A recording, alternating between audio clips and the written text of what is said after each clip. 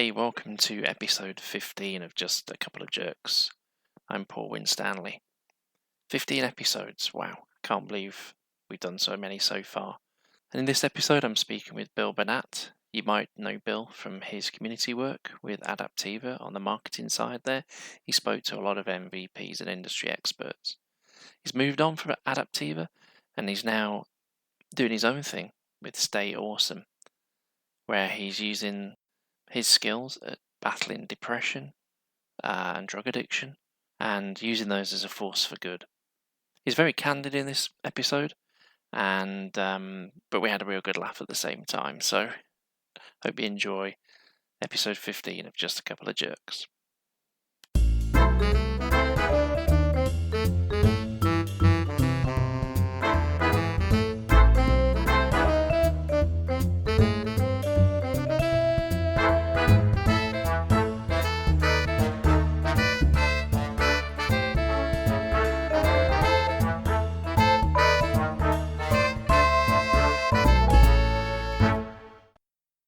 Yeah, well, COVID was really, it threw me at first. It's a whole different it's a whole different thing to have to deal with, a global pandemic, and it's really bad for catastrophizers. Like, I'm a catastrophizer. I can't find my car keys and I can catastrophize that into the world is ending. So global pandemic, I Yeah, can go geez. extra levels of catastrophization. But I adapted to all that, and I'm just kind of like learned to live with what's going on. And so I've been doing pretty well for the past month or so. It did, but it definitely required effort and a shift in the way I contextualize the universe. Yeah. In what way then? So how did you adapt to it then? You've becoming comfortable with uncertainty. Like there's a lot of things that I don't know how they're going to go. But then there are certain things that I can be sure of that I can take joy in, and and what those are for different people might differ. But for me, like looking for those solid things that are unaffected by what goes on in the world outside, and trying to focus on those, and some definitely I have moments where I just am like, my God, we're I think we all do at the moment. Yeah.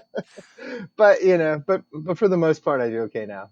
Yeah. So I suppose in a way it's you can only control the things you can control, and it's appreciating the ability to do that and having those as your kind of levelers that keep you sane in a way. Is that Well, what you that's can say? true. That's true. It's a little bit. I mean, I don't know. We probably don't want to get into. I mean, I read a lot of Sanskrit scriptures, old Buddhist texts, the Bhagavad Gita, Eckhart Tolle. So I read a lot of stuff about the nature of existence and the context in which we exist.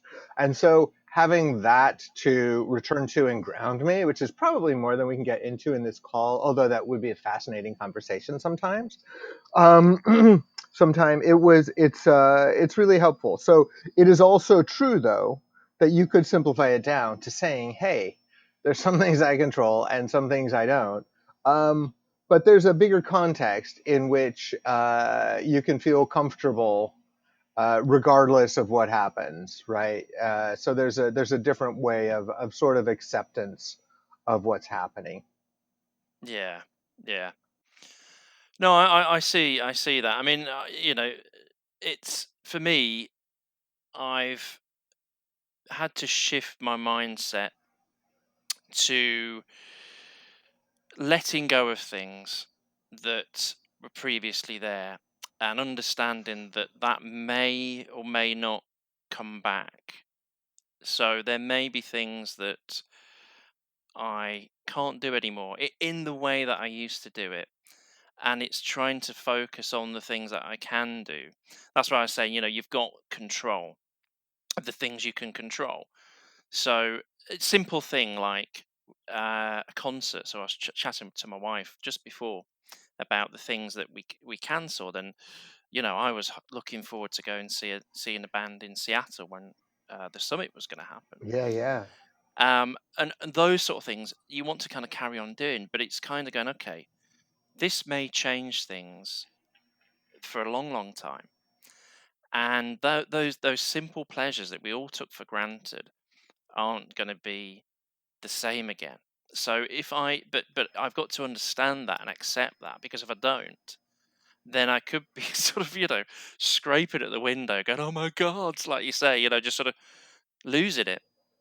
Yeah. So yeah, it's interesting Yeah, for times for sure. sure. But but you're right. There are always, I mean, there's always a next indicated step in your life. Whatever else is going on, this might suck, that might suck, but there's still like a thing you can do next. You might break that down to, a day long thing, or somebody who's like so depressed they can't get out of bed might break it down to, I'm gonna get standing on the carpet and moving towards the door, right? You can break that down to whatever level works for you, but there's always some kind of next indicated step. Yeah, yeah, for sure, for sure. Well, Bill Bernat, have I pronounced your last name right, Bill? Yeah, yeah, But you Bernat. nailed it. Yes, I No, appreciate that. it's Bernat. exactly Yeah, how yeah, it yeah. looks. Sorry, I'm Yeah, being no, that's stupid there. great. Over here, over here, people. There's a common name, Burnett or Yeah, Barnett, and yeah, nobody gets it right. Yeah. Bernat. So, Bill Bernat, thanks for joining me on this episode of Just a Couple of Jerks. Yeah. Thanks for having me on. Yeah, and as I keep saying, we're not jerks, really. Okay, No, yeah, it's tongue in cheek. I Okay, took it as tongue in cheek. Yeah, yeah, yeah. yeah, thank God. Yeah, so ultimately, so the idea around the name of the show was to kind of emphasize and to reduce potential anxieties for people who have this this rock star thing thrown at them as part of a community or whatever, and to kind of talk about that, but also to kind of just put it out there to people that, yeah, we're just ordinary people, just, yeah, fumbling our way through life, and hence the title. So thanks for coming on board. And so, Bill, we've known each other for a little while now. Yeah, it's been what a good several years, really. Wow. Several years at least. Yeah, yeah, yeah. We worked together professionally in a what for me is a former life. For you is your maybe your current life. It's a continual for Yeah, me. Yeah, yeah. yeah. And so yeah, I mean, you used to work for Adaptiva. You did marketing there. If that's a simplistic way of me summing up what you did, Yeah, I'm sure there's yeah. a lot more involved. And so that's how we met. So we met at the summit. Was the first summit that I went to was a couple of years ago, and that's where we met. And there was a night there of pretend gambling and things like that. We met again last year, where you found out I was the world's worst poker player. If you remember, my poker skills are desperate. Yeah, that's right. You were not a strong poker player.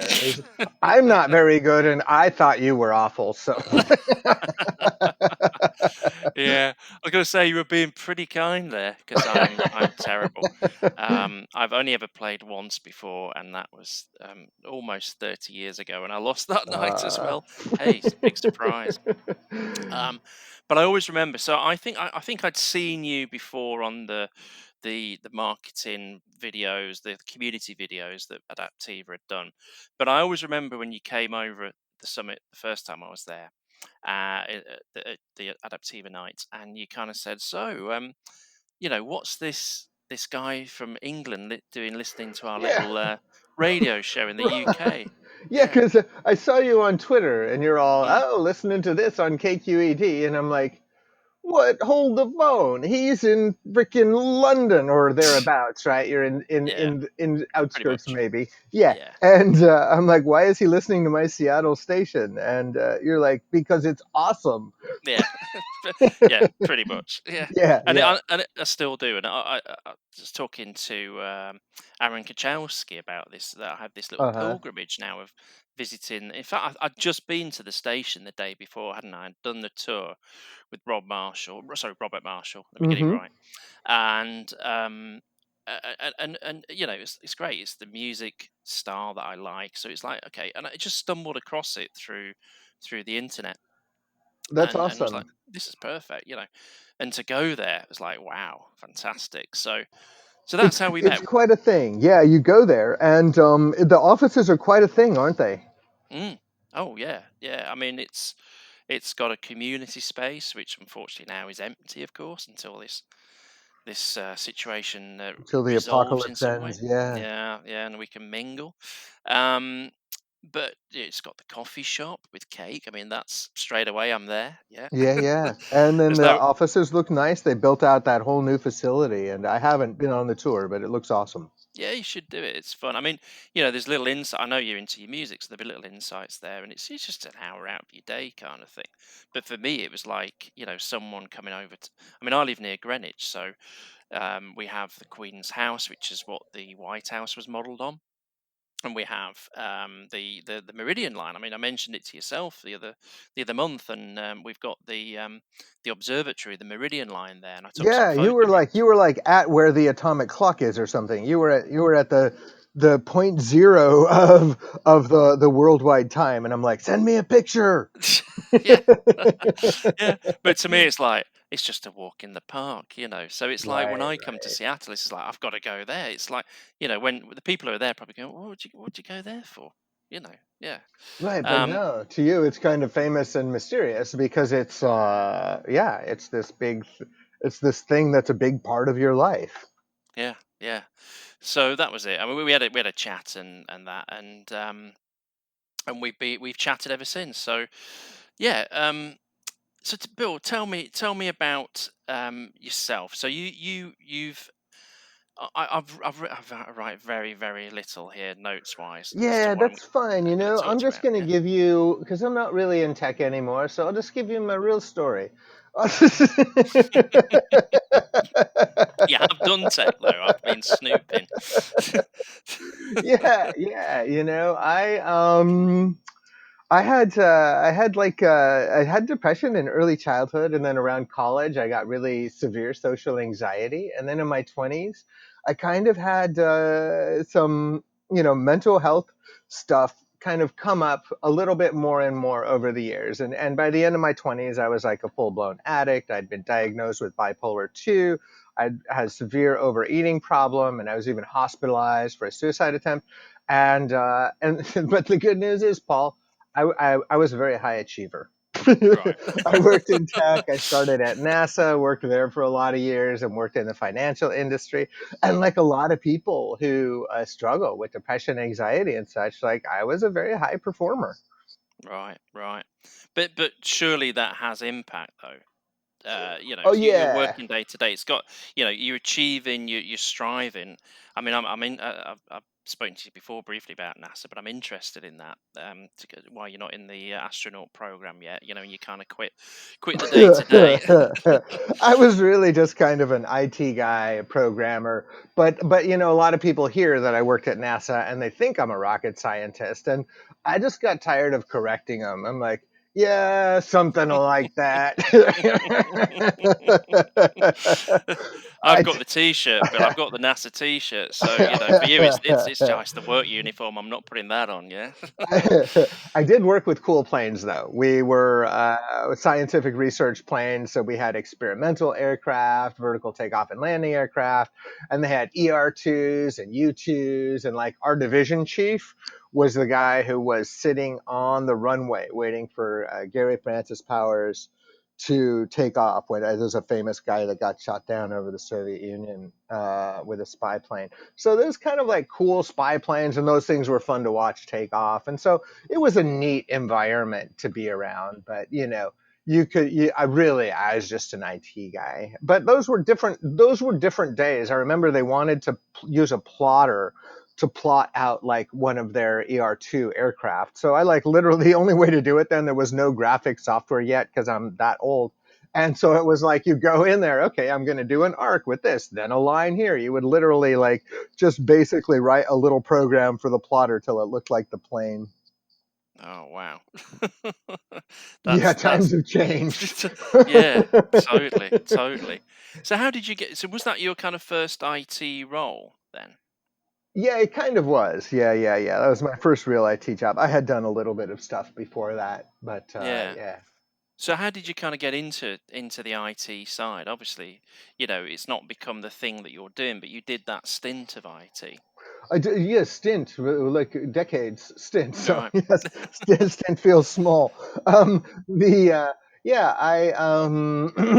I think my dad knew a guy who had a consultancy, and they were like, can we need somebody to do this, and the money for me at that time looked really good, and so I was like, they were like, well, I just said I could do it. I stayed up all night reading a manual, and then showed up the next day, and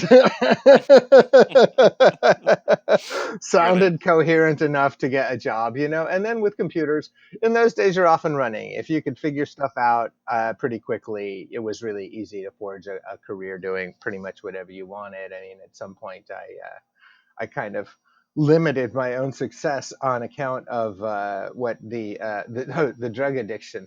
It's really Right. it's not great for your career, so I'm just gonna just gonna throw that out there now. It's Yeah, not yeah. like it says in the brochures. It's actually going to be bad for your career. The combination didn't work. Yeah, it took a while for it to catch up with me, though. Sure. So whereabouts was it you grew up then, Bill? Arizona. So I grew up in the desert in the Southwest in the States, and love the desert. Still do. I don't like to go there that much in the summer. It's too hot for me now. But the desert's very peaceful. It's very spiritual. It's very grounding. And just roaming around in the desert at night, especially with a full moon, it's just very, very grounding. Yeah, these beautiful saguaro cactus forests, or just I don't know if you're familiar with the saguaro cacti, but they're cactus. They're awesome, and they're just all over the place. It's just a really neat place. Is it the ones you'll always see on the classic shots of road movies in the desert, and there's the cactus next to the roads, that kind of thing? Yeah, the big tall thing with a couple of Yeah, arms. Yeah, yeah, yeah, yeah, yeah. yeah. Ah, That's the brilliant. one. Yeah, pretty cool. And so were you there s- throughout the career then? That initial bit was NASA based there, or No, you I moved moved to away? San Francisco. All that was in San Francisco. Yeah, so I was down at the NASA Ames Research Center in it's kind of in Sunnyvale. Yeah, Right. So you sort of grew up. Did you go to college?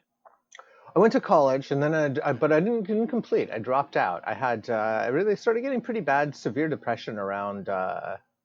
Yeah, I was going to say, did you those sort of things kicking in around that It time? was Yeah. kicking in, yeah. Like I started out 4.0, and then I started to slide. I would get really depressed, and I couldn't study. And then I had a buddy who was moving to San Francisco to do stand up comedy. So I'm like, yeah, that should fill the void in my soul. And so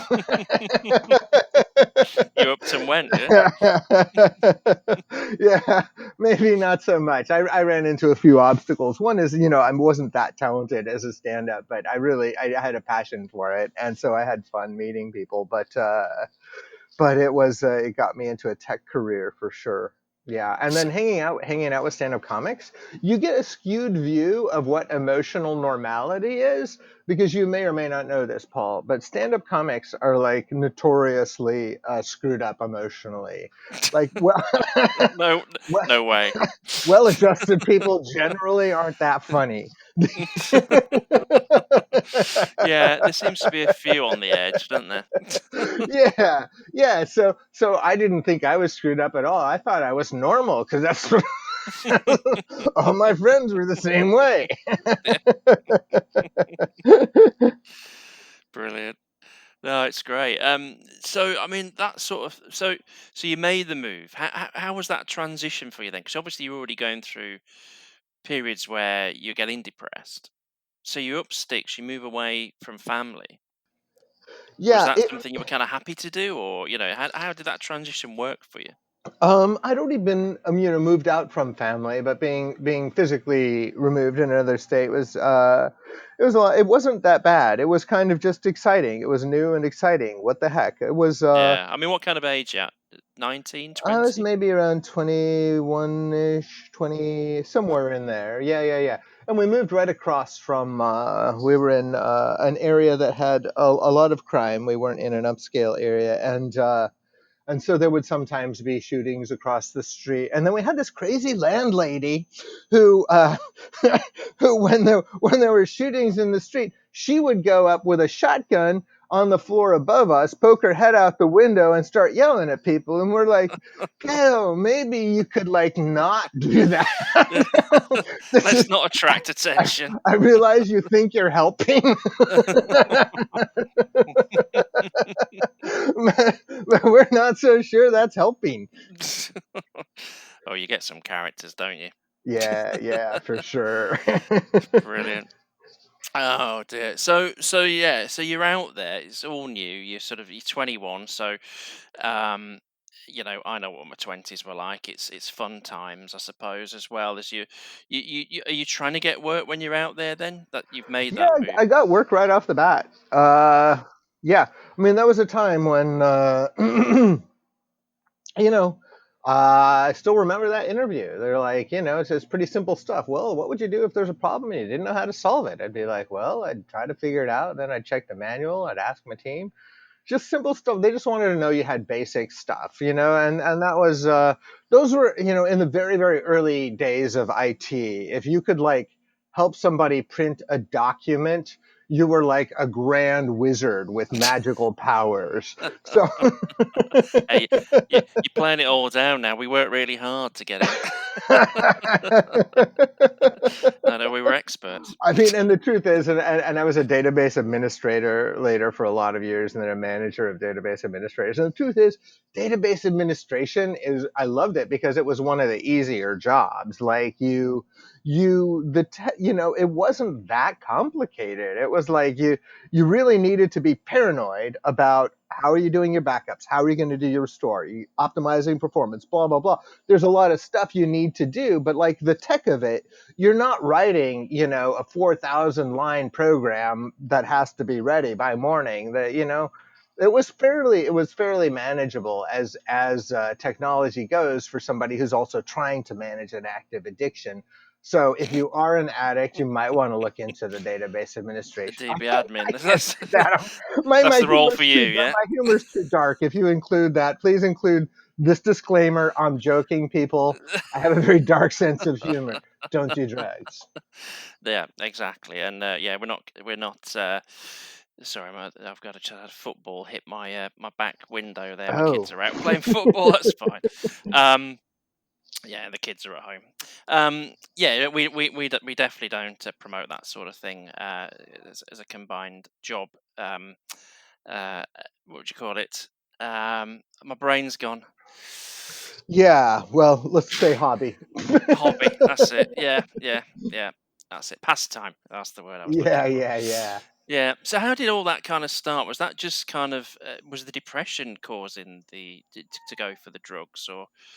Yeah, yeah, I don't want to get into all the details of my entire life story, but by around my late 20s, I was in very severe depression. Yes, and when you're in that bad a depressed state, you start being like, well, I don't care what happens, and so I tried some things that were really poor choices, and I was kind of drawn into this whole other life for a while, and then and then you try to quit. Then pretty early on, I was like in this mode of wanting to quit and not being able to. So I spent a lot of years in addiction, being like, I got to quit. I'm going to quit. This will be the last time. It's amazing how many times you can do that before you finally actually are able to quit. You can really like live like that for a long time. So, Yeah. I mean, how long were you kind of in that kind of rut then? Was it a few well, years? It sounds. Yeah. differing degrees. I mean, I would say, all told, I would say on and off for about how many years? 14 years, but really there were like long stretches of years in there where I didn't use. So but it was the monkey was, solidly on me for a lot of years before I was finally like, oh my gosh, okay, no more, no more. And that's, eventually I checked myself in for treatment and I made my own decisions around what I was going to do. They actually wanted me to go into inpatient. And I thought about it and I was like, no, like I need to figure out, I know I can stay clean locked in a hospital for a month. What I don't know how to do, like the only way that I'm going to forge a life worth living is to learn how to do this while having a job, while living a life. And that started a whole series of other changes, right? Being clean. A lot of people go through this. They get clean from addiction, and then starting in about 2 or 3 years of being clean, then they get really depressed because now life, there's still a void in your soul, but you're not using drugs anymore, which, for all the evil they are, they can, for just bare moments, fill that void in your soul, or help distract you from it. And then so I got really depressed, and then I started making real deeper personal changes. So that's when I started like learning how to socialize. I literally went through a process of, I don't know how to talk to people, and I'm completely isolated. I was so afraid of people that like ordering pizza would stress me out because I would have to talk to that person. I would literally practice like, okay, thanks, have a good one, so that I could say it casually when they got there, which sounds ridiculous, but that's like Really that. stilted when you try it in when you've been, lining it up for so long. It's like you're reading from a script, yeah? Exactly. And then you just hope nothing goes wrong, there's no coins dropped in the Yeah. exchange, no Oh, yeah, nobody, yeah. no curveball lines. We've got a simple script here. Nobody go off script, please. Like that kind of. Don't ask me anything. I haven't prepped it. Yeah, So yeah. I started this And process. that's Yeah. eating at your mind though, yeah? When you're doing that, when you're sort of going through that, causing bigger stress, yeah? Well, I mean, yeah, the bigger problem was just being alone. Like the pain of isolation is horrific. And so I recognized that pain as a thing that I was going to have to deal with. Because I'd had social anxiety my whole life, but at that point, even after a few years clean, it was just awful. It was really, I would say, a couple of years clean at the point where I realized I'm going to have to learn a different way of living. And so I started a process of like learning how to talk to people. Like it was horrific. It was scary. Like just going to a meetup. I remember going to my first meetup.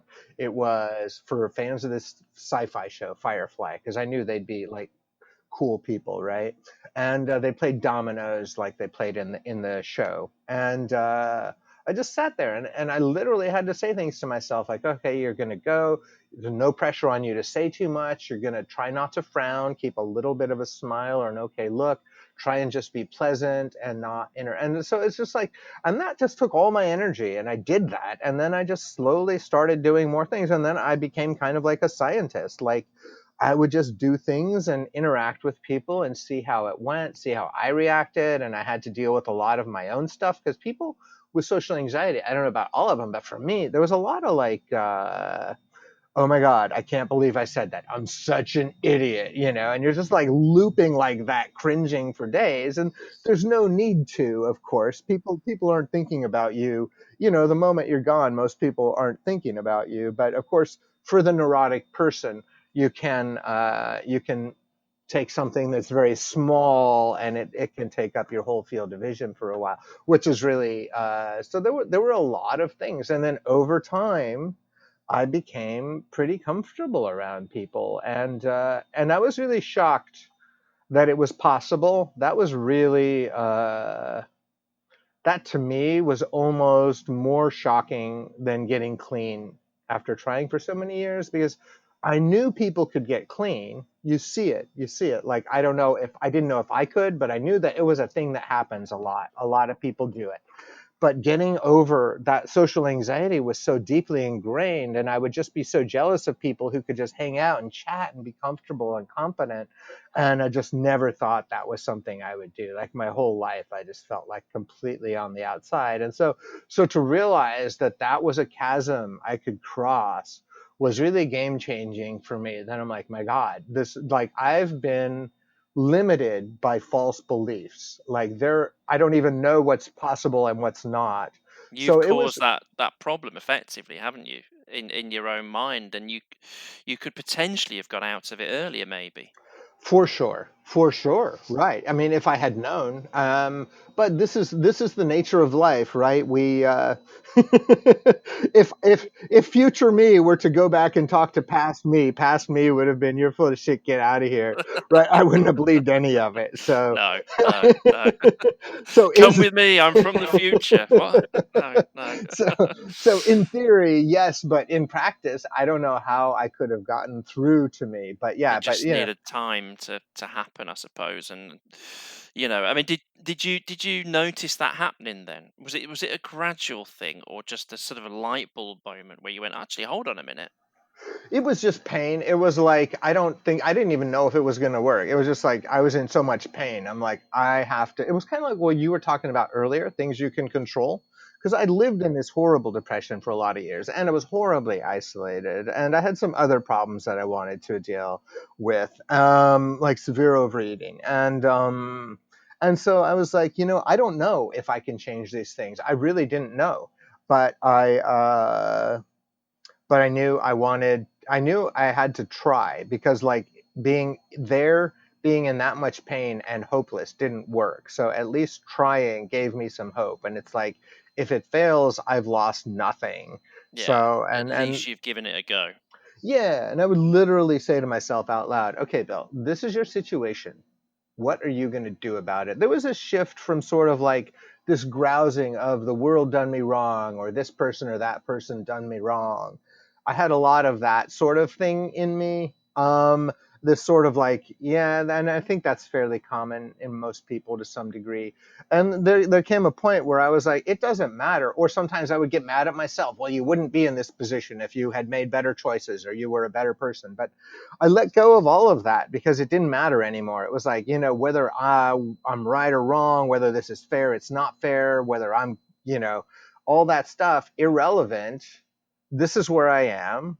These are possible ways to move forward. What am I going to try to do? And that was a big shift for me.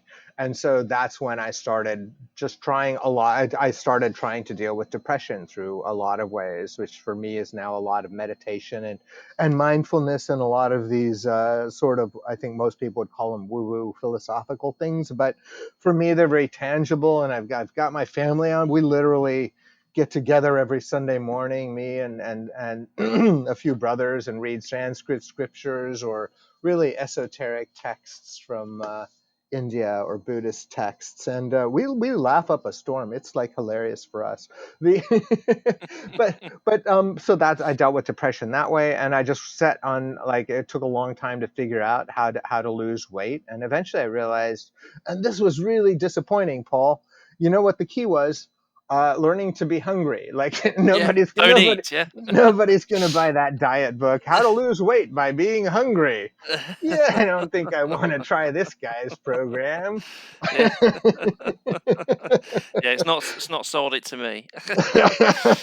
But I mean, that's one of the things I spotted as I did my 5 minutes of research was former couch potato is mentioned in one of the blog the articles out there on the internet. So that's you saying self-confessed couch potato, yeah. Yeah, I don't even know which article's that in, but yeah, well, that's in. But yeah, that's me. And Effectively just slobbing around, munching away, and sort of, I'm I'm thinking of like a Jabba the Hutt type scenario here, Sorry.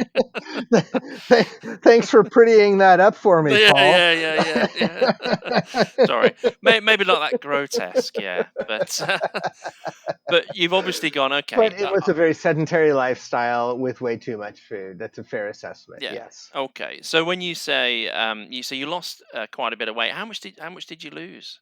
I think I lost in total about over 117 pounds, and I've gained about 15 back, and now I seem to be hovering where I am pretty consistently, and I'm pretty happy Yes. here. So, So that's about. So we kind of measure in stone here. So that's about eight stone-ish. I think it's on about okay, 120 pounds. That's yeah. that's a fair bit to shift. Oh, So it's a huge lifestyle change because you're always thinking of yourself as, and when you're overweight, not all people, but for me especially, almost everything is about because you're overweight. Oh, somebody didn't like me must be because I'm overweight. I didn't get this thing, must be I'm overweight.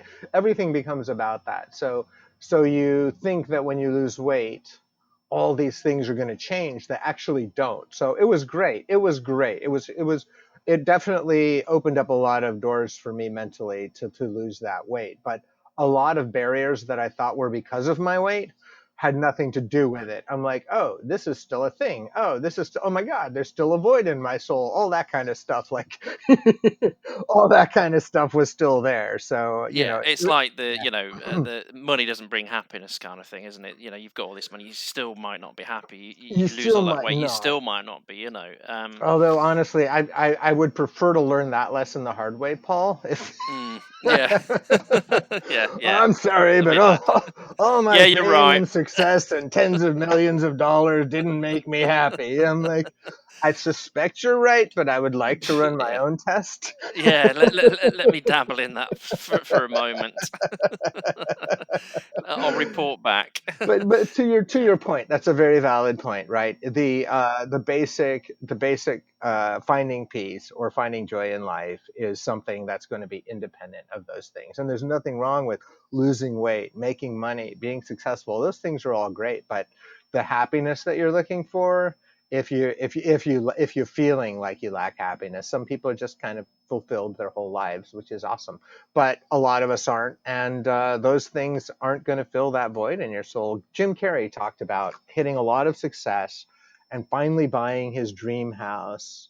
And the moment he walked in, after he bought it, he walked into this amazing house, and he knew that instant. It was like, oh, this is not going to fill my emotional hole. This is yeah, not going to solve that emotional problem. yeah, yeah.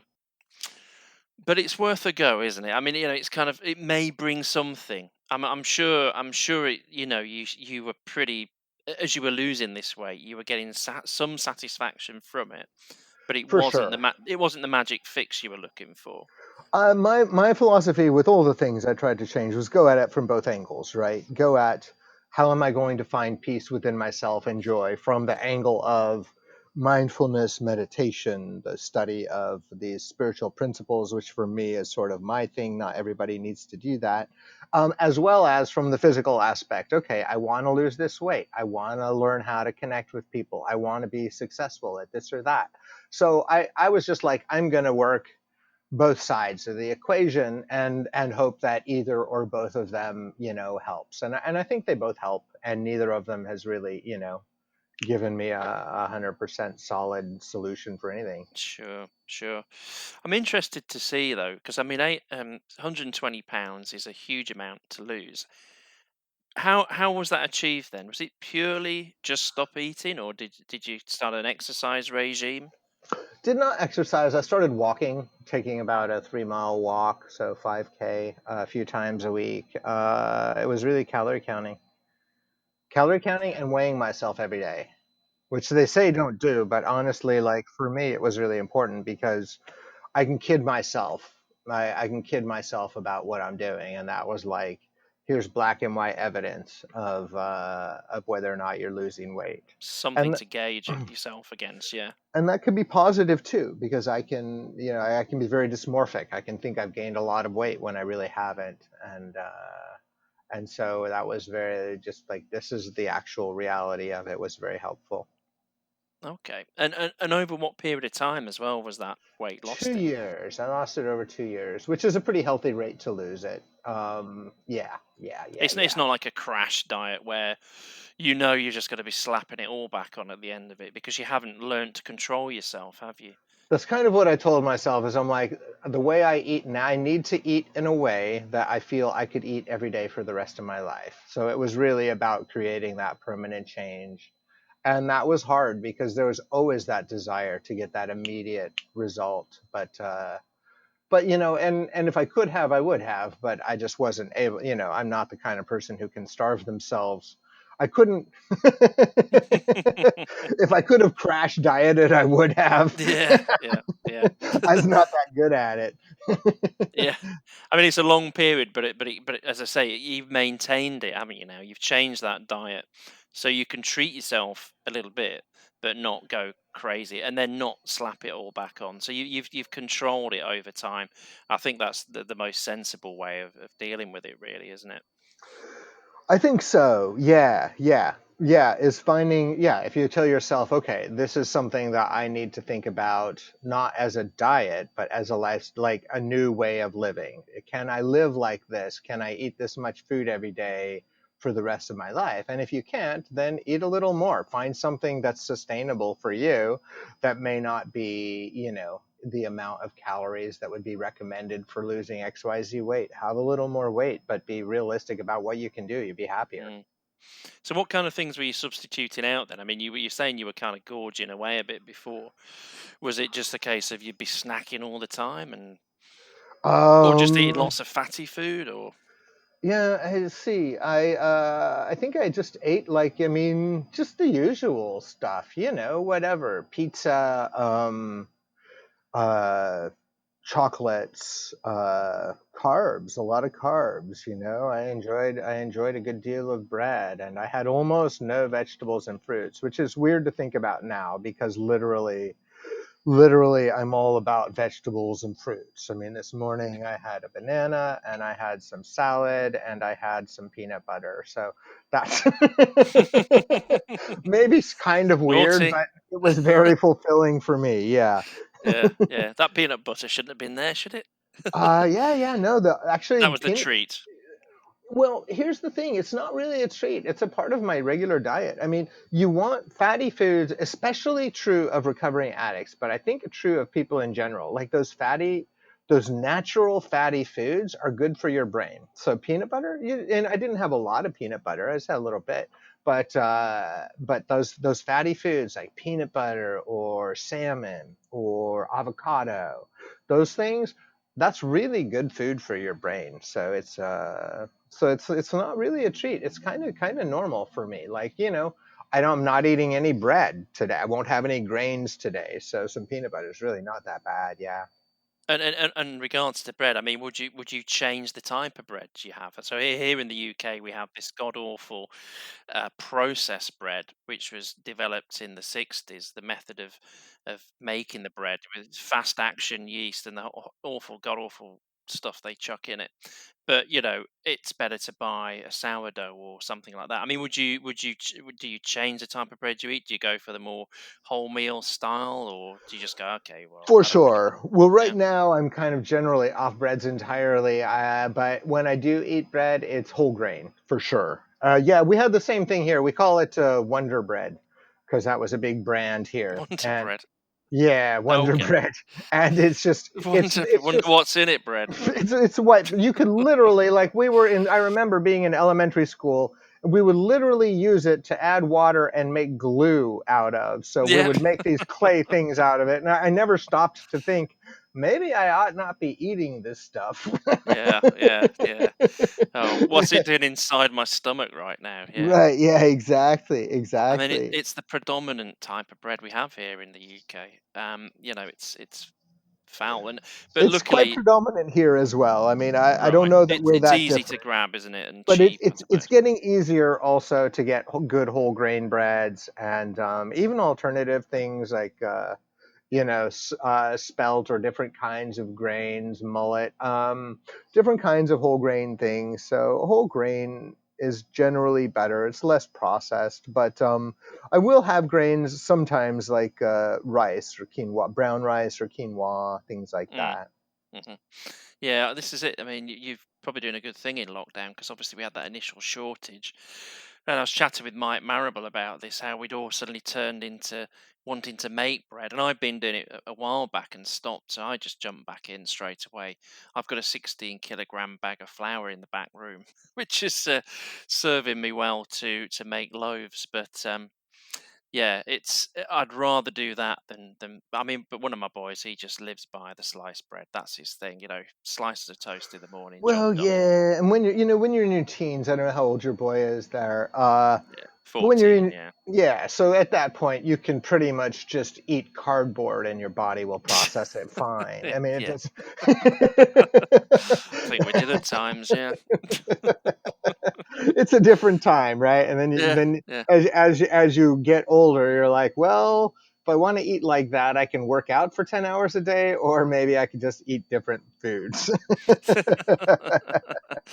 There's a classic quote from there's a UK comedy program called Red Dwarf Sci-Fi program, and there's a great quote from that where it talks about how you get into your early 20s and your muscles wave a little white flag and they give up, and all of a sudden you're a fat bastard.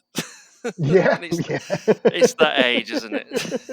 Yeah, definitely things shift Things in terms of shift. what your And body's I've been going to trying to do. shift it since then, Trying to to be shift it honest. But back. Yeah, yeah, yeah, yeah. it's not really Yeah, worked. so no, I bought a bunch of. I got really frustrated because in the initial pandemic days, everybody was bought out of like brown rice and black beans, which are good staples for me. I don't eat them all the time, but like that's something you can store. You get the dry beans.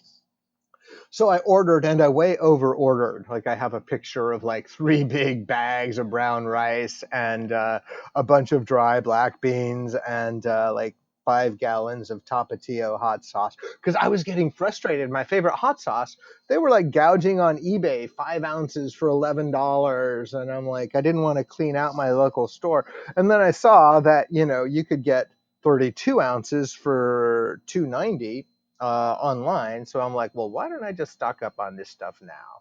So I could probably go for easily a year without buying groceries if I wanted, Oh, but brilliant. well, I can. I'll buy, uh, If you I'll need buy variety, though. fruits and vegetables and eat those Yeah. instead, and have a little bit of beans and rice or quinoa. But I mean, again, I was talking to someone about this, how our fruit and veg people have become like the butchers from the war. Trying to get things like when the initial outbreak came and all the crazy binge buying happened at the supermarkets. You went in, there was no fruit, there's no veg or anything. It was just completely wiped out. And I'd been shopping up at the local fruit and veg for a while, and I just went up there and I was like, "Have you got any bananas, mate?" Sort of pass them through under the counter, Yeah, sort of thing. If you knew them, right, right. yeah, heck, it's crazy, Yeah, it absolutely was pretty crazy. crazy for a long time. And yeah, so it's fingers crossed we'll get back to normal soon. I don't know. It's scary. Nobody knows what's going to happen. You've got different people predicting different things, and nobody really knows how it's going to shake out. But hoping that things return to some kind of normal soon. Yeah, well, we're just having a calamity over here right now. With the government, I don't know if you've seen any of the stories coming out of the UK, but it's just been Yeah. hilarious. Recently, with this Dominic Cummings story, have you heard this? Is he the one who drove Yeah, to visit his parents when he told people that they weren't allowed to do that? yeah, yeah. So he's the chief political advisor for Yeah. Boris, and but not just that. When he then got there, he decided to take a trip to somewhere called Barnard Castle, which is about 40-minute drive away from where he was, to check his eyesight, to make sure that he could drive with his kid and his wife in the car. And I think it was his wife's birthday as well. So everyone's going, well, why don't you just start driving back to London? And if your eyesight wasn't great, just go back to where you were staying. Why did you Well, go to this wow. castle? What about using an online uh, eye prescription checker? Yeah, yeah, yeah. I mean, So it's no. I don't know if I can fly a plane anymore. Come on, kids, let's find yeah, out. exactly. So you've got all these videos on Twitter at the minute of like Mr. Bean driving down. I think it's Mr. Bean. He's driving down the road and he's got like a white stick hanging out, like the blind man's stick hanging out Yeah, yeah, the yeah, window yeah, and all yeah. that. That sounds very Rowan Atkinson. Yeah, and it's like, oh, it's just the lies coming from it. So it's gone comical here. So what is the new norm now? People are just going, well, these lockdown rules are farcical for us in Well, the yeah, UK. and then he said he didn't regret it, which I think was a poor choice. But and I don't like to get political, so we won't dig into what's going on here. But one could Fair argue enough. that in the area of farce, we're a strong challenger. Mm. I'm just gonna leave it at that. We've always been very close as political friends. Yeah, Yes, yeah, yes, yes, yeah. absolutely. So, Bill, going back to life in IT, then you moved away from that at some point. So you said you did it for quite a while. I did for quite a And while. yeah, I burnt out. I burnt out working at a dot com. We had a successful IPO, and it was a search engine. Google hadn't been taking things over yet. Google was new. I remember one of my coworkers going, "You should check this out. It's called Google." And brilliant.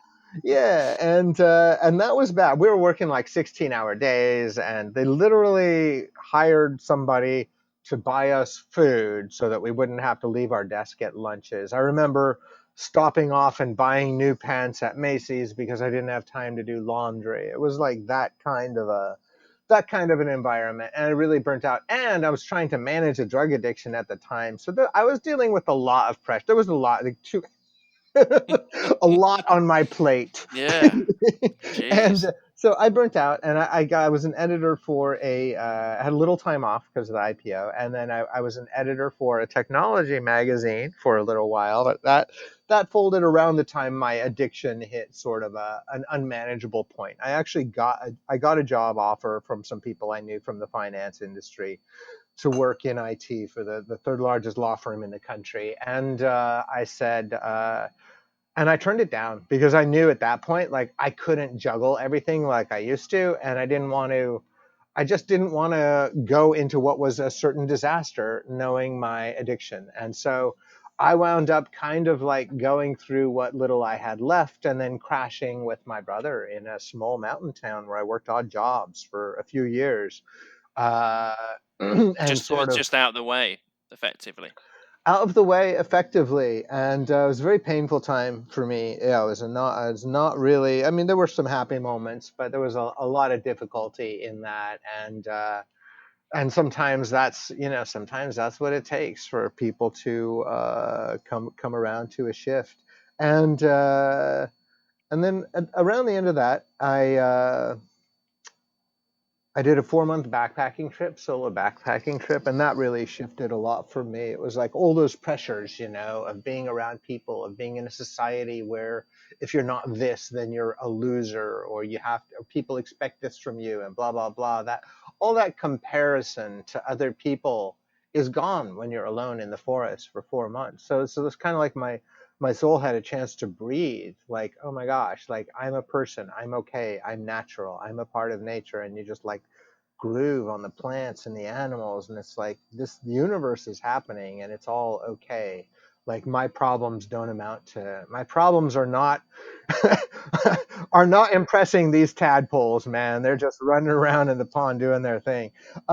So that was really refreshing, and then it was a little bit of a slow a process. And I had also had an experience before that where I had a second hospital stay due to depression, another suicide attempt. And that time I actually started talking to people and getting to know them, who were patients. And I started to realize, like, oh, there's other people like me. And I was like, and it really felt good to connect with them. And that was really gave me hope. Like, instead of feeling like I was totally alone or a freak, I felt like, okay, maybe I'm a freak, but I'm not alone. There's more of us. There's Yeah.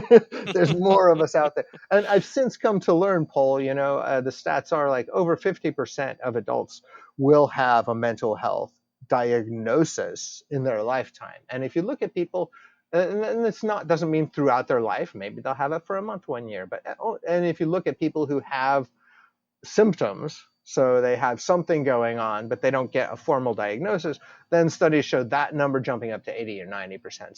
So what I thought was really abnormal is in fact quite normal. And that's really it's a big part of what I'm about today, is normalizing that conversation, helping people have that. I go into companies and run a workshop on how to talk about depression and anxiety. And it's kind of funny, and it's got cartoons, and we do, and it's really it's a whole different thing. But my thing now is to help people connect, because I see all these people have this isolation and this hiding when, like, it's almost everybody. So it's just in my mind, like, the gap between what people are willing to talk about and what's going on with them is so huge.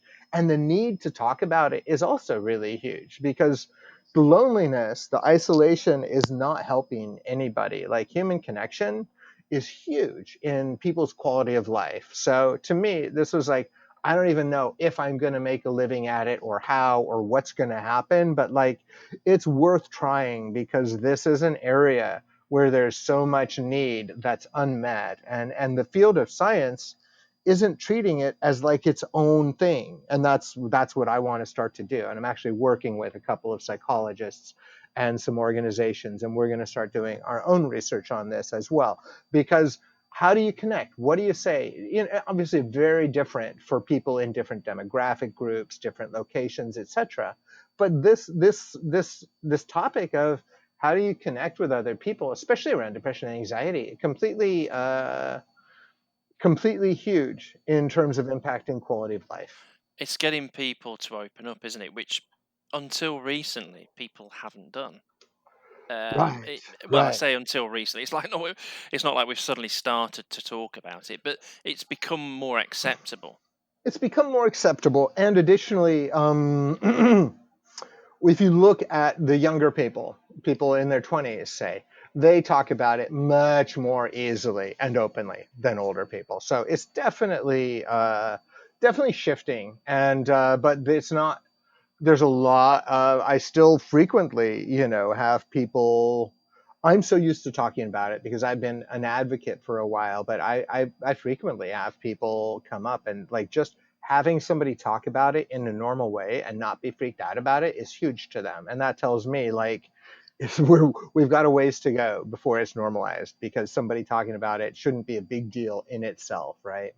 Yeah, yeah, and that's one of the things I'm trying to tap into with the podcast as well, getting people to talk about their anxieties at times because as you know you've witnessed me before webinars and I'm absolutely bricking it beforehand. So my anxieties come about different things, likes performing in front of a bunch of people, and I find that very hard to do.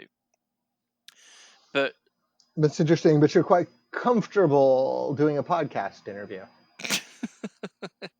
well, was I? No, I And was. you, Yeah, you're I, faking it well if you're I'm not. Yeah, faking it. yeah, Yeah, that yeah. was fine. But when the first time I presented, I mean, I was absolutely petrified. It's getting easier for me, but I'm interested to see how other people cope with this as well. Because is this just me? It's kind of why am I thinking this room is not listening to me? This topic is really boring. That sort of thing. And I think I've said to you before where I've had a voice in my head going, "This is rubbish. No one's listening." Blah blah blah. Right in the middle of when I'm presenting, which puts you off a little bit. so you know, Yeah, yep. That's for sure a thing that can happen too in public speaking. I do a lot of like coaching people on public speaking, or I'll lead workshops, and that's a question that will come up is like, what if I lose my confidence in the middle of giving a talk? And that's a spiral people can get into. Like you start to think, oh no, they don't like me. And then you start to trip on that. And then you start to perform worse. And then that just makes you trip on it worse. It's a loop you want to avoid. yeah, exactly. But I mean, I get this beforehand. It may take me 5 minutes to settle in. And then I'm kind of going. I may get a little wave again part way through, whatever it is. But then I'll tend to come away from it going, actually, that was fine. And the feedback has been good. But I will still always question people. Was that what you wanted to listen to? Is that right? And that sort of thing. And that's just me, how my brain works. I'm always interested to see the people I'm chatting to on the podcast, how they cope with that sort of thing. And is it just me being over the top? But no, it's not. Is it? It's just I'm hearing other people who are similar. The first time they try this, there's going to be people who are totally confident in what they do, and great. I wish I could be in that position. Yeah, But it's interesting. how much editing do you do? On this, none. I can do, but I tend not to. Yeah. So Okay. I may knock bits out, basically when my kids are playing football outside Yeah. or Yeah. something like Yeah. that. But yeah, I tend not to edit. So I will just say what needs to be said, and if people are not comfortable with it afterwards, we can cut bits out, that sort of thing. But Sure. Sure. so far, no one has really, well, no one's cut anything at all. Um, so we've been quite lucky. But yeah, I'm Well, quite good. open Good. with it. Then I'm gonna plug my. Then I'm gonna plug what I do. Yeah, if yeah, you're not, totally. if you're not gonna edit it out. No, no. Well, I'll maybe edit that bit, but no, I'm joking.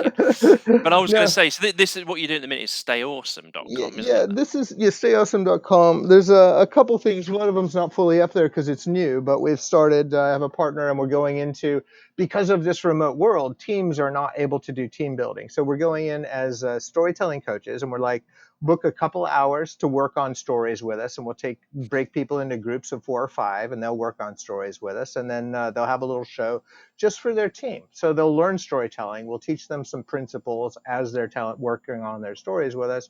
So it just takes, a couple hours or a few at tops.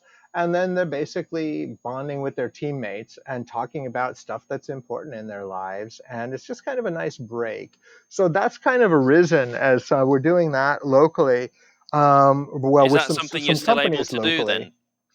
What's that? Well, not when I say locally, it's really virtual. Okay, right, It's right. all But virtual. you will. But once things open up again, you'll be going to sites and doing that on premise. Yeah. We may. This virtual, I think the virtual aspect of it brings a convenience that isn't there otherwise. Yeah. But the bigger thing I'm doing now is I have a partner. We're doing these workshops called Talkward Live. It's how to talk about depression and anxiety at work. So whether somebody has wants to talk to coworkers more easily who are dealing with depression and anxiety, or whether they have their own things and they want to be able to talk about them more comfortably and in a way that's more likely to get a positive result, and that's kind of fun. It's really driven by a series of cartoons and diagrams, and we just bring a lot of really fun energy to it. And that's a 90-minute training, and that's all virtual, and that's going really well. So I would just say to anybody out there who works at a company where you're working remote and you want people to come in and talk about these things and give you tools for talking about them, whether it's yours or somebody else's, in a more easy way, then this is a really fun way to do it. And it's pretty fast, right? It's a 90-minute training. We can even squash it down to an hour, but it's taking 90 minutes, we're finding, to do a really great job of it and not be hurried. Yeah. I Anyways, mean, that's the pitch. So that's the plug. That's the plug, definitely. So, yeah. so to actually to get in contact with you for that, what would they? Would they go via the Stay Awesome website for that? Just go to stayawesome.com. You can also find me on LinkedIn, Bill Bernat, just /in/Bill Bernat. But stayawesome.com is easy to remember because stay awesome. Yeah, exactly. Yeah. They're usually my outro questions. What are your socials? But you've covered them now, so I'll try to avoid repeating that later. Or we may repeat it later to give you a further plug. That's cool. Okay, And an great. hour, like you say, 90 minutes to an hour. I mean, we've been chatting for an hour, and time We've been chatting flies, for an doesn't hour. Yeah, I don't think we should go much longer. I mean, I don't know about your audience, but my it? attention span fades Oh, at is it about an going? hour. I've got a couple more things to ask Yeah, yeah, ask yeah. Go you ahead. before we do. But I mean, I tend to sort of drive these at around an hour, 1 hour 10.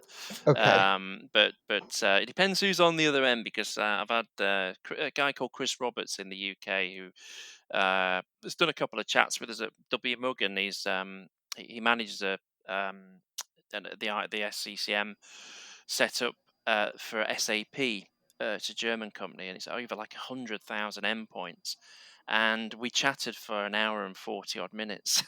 It was like, okay, are we going to well, cut this? I went, no. It's just gone out today.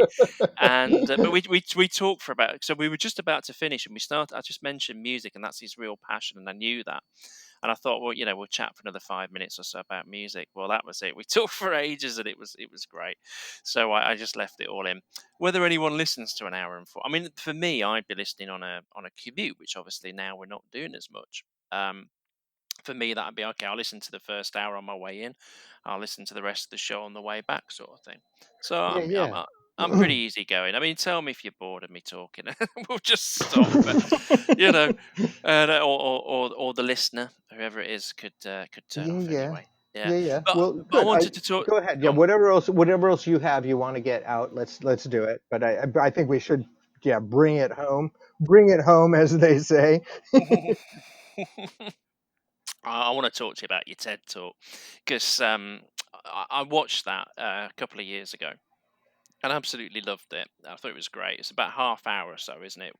And so, how did all that come about? Doing the TED talk, do you have to apply for that, or do You they have to come to apply you? for that. Yeah, I hadn't really been doing public speaking, but I had a friend here who wanted me to come speak at Women in Tech, of all things. And I was like, "Are you sure I should be speaking at Women in Tech?" And she's like, "Yeah." And so, so I went and I talked about depression, my journey through mental health in the workplace, and it was a short talk, and it went really well. And then I thought, well, maybe I'll do more public speaking, and so I applied for the TEDx, a local one here, and I got that. And then they coach you through it. They give you guidance. They coach you, help you develop your talk. And I had some really great help from coaches. And it was really about, for listeners who don't know, how to connect with depressed friends. And the reason that topic is because I've led storytelling shows and other things here that I've directed a workshop people on telling their stories about depression and anxiety. And I asked them, I said, hey, I'm going to be applying for this TED thing, and here are some ideas. And I gave them the first one, which was that, telling people how to connect with people who are experiencing depression. And they were like, oh, that's important, just do that. So we didn't even get to the rest of the list. And so that was my pitch. And I applied for a couple, got picked up by one. And then it was picked up by the bigger TED. So that's a separate thing that is not that, that was a nice, a big boost for me as a speaker in terms of visibility and in terms of getting the message out there. So then it became a TED talk. Okay, so but the TED talk that's out there is the original thing. You didn't do it multiple times. No, that's right. They basically they call it graduating it. They call it graduating it. Okay, So it was right. graduated to TED. Yeah. Yeah, the bit that always makes me laugh is I think it's something like you're talking about someone having depression, and your response is something like they say, "Oh, just get over it," or something like that. And it's always like, yeah, because that works, doesn't it? And it's it's fascinating. I found it fascinating because and this is your whole ethos. I think. Now, correct me if I'm wrong. Is that by turning it into something that you can laugh about, you can talk about it more because people will.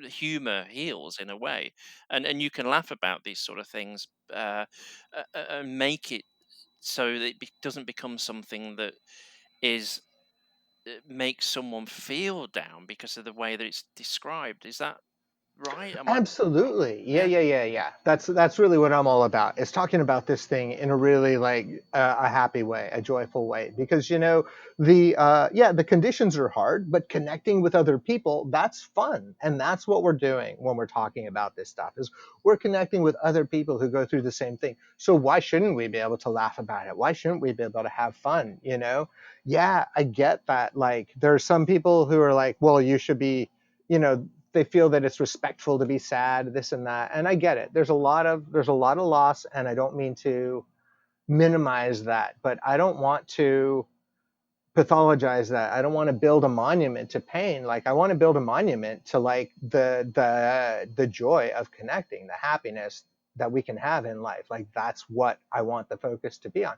So I do bring a lot of humor to it. And yeah, in fact, you mentioned the snap out of it, right? I have in our we have I have a whole I have a whole diagram, a cliche a control panel of cliches as a diagram in that training I mentioned, the Talk Word Live. We have a lot of fun with this stuff because it should be easy to talk about, and people talk about changing the narrative, but you also want to change the narrator, change the narration, change the way you're talking about it. Because if you're saying we should all feel free to talk openly about mental health, that's not very fun.